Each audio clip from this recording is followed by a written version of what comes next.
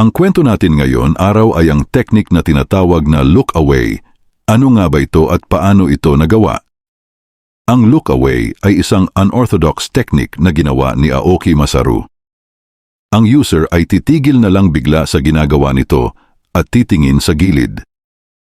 Magdudulot ito sa katunggali na paganahin ang instinct ng tao na tumingin din sa tiningnan nito. Ang drawback lang ng teknik na to ay kung ang katunggali mo ay makakahalata.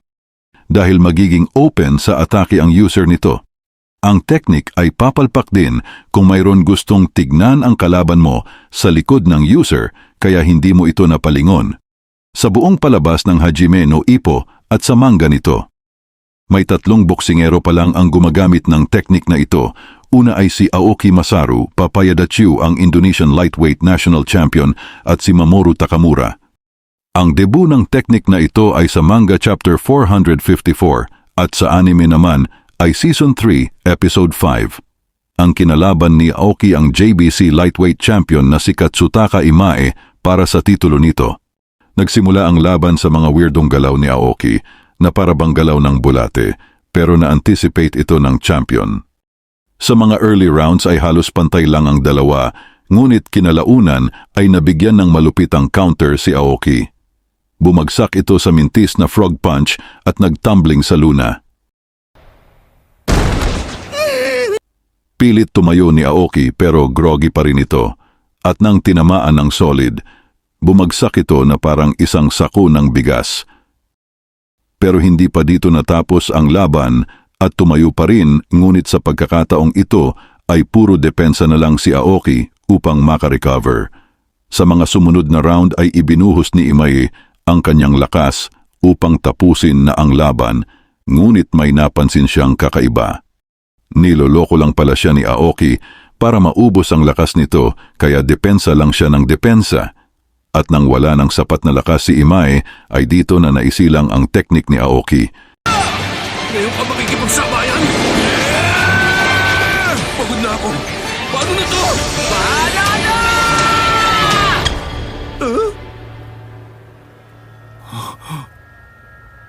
Ano?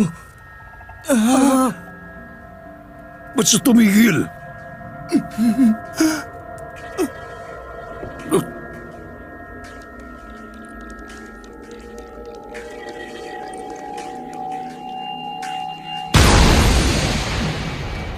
Bigla na lang humandusay sa canvas ang champion.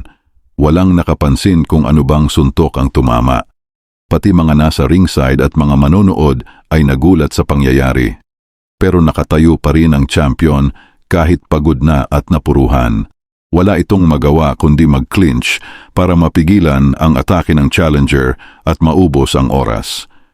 Ngunit nakalusot ang isang uppercut ni Aoki at nakagawa ng distansya. Nalagay ulit sa alanganin si Imae nang ulitin ni Aoki ang look away.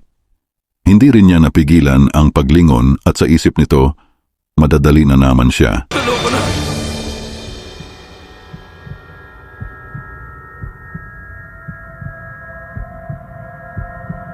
Hindi, wag! Huwag mong gawin yan! At nang ibinalik ng champion ang tingin nito kay Aoki, ay bigla itong nawala. Nasa ilalim na pala ito at handa ng bumato ng frog punch. At dahil sa diversyon na ginawa ng look away, ay huli na ang lahat upang makaiwas ito. At sa pangalawang pagkakataon ay bumagsak si Imae sa canvas. At sa kabilang side, andoon si Aoki na nagse-celebrate sa isang matagumpay na look away frog punch combo. Hindi makapaniwala sila Takamura dahil sa pangalawang pagkakataon. Nabiktima pa rin sila ng look away.